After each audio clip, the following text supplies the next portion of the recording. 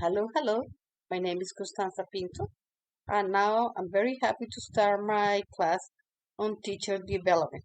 The first task will be asked by our tutor was to answer to some of the questions. So here I'm going to start answering this question.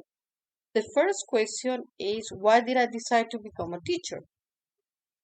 That's a very simple question. Even though I graduate or my first degree was on hotel management, I decided to become a teacher because I have like that personality or that talent to explain people some topics, and they were very happy understanding them. So I really enjoyed that aspect, and here I am, 20 years after being a teacher.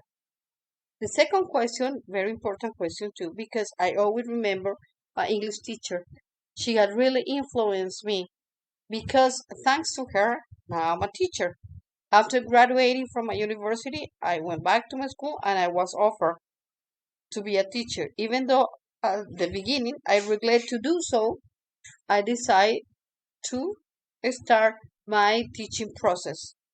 And I was trained for over 2 months, and now I've been a teacher for over 20 years, as I told you. The third question is, what are the major challenges teachers are facing today?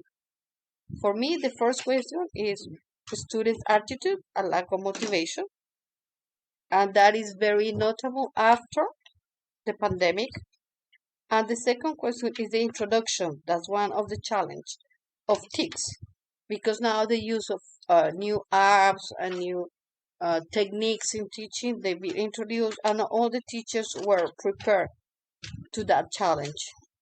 But even though I really enjoy that's good and teaching online and using those things.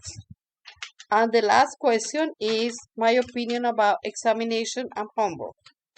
They're very necessary during the teaching process because they help us to keep track of the student performance.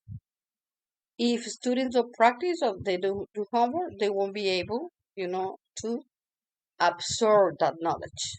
And if you do test them, you won't be able to know about the problems and inconvenience during the learning process.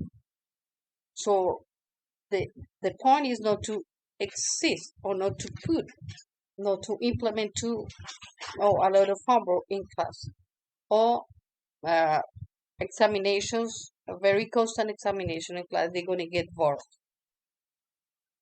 And the last question, what would I do if there's a student that doesn't want to learn in my class?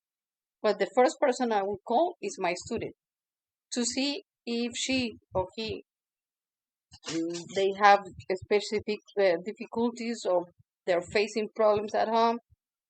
Otherwise, I will call like another colleagues, another professionals at school, like psychologists or therapists, so they could help me with that.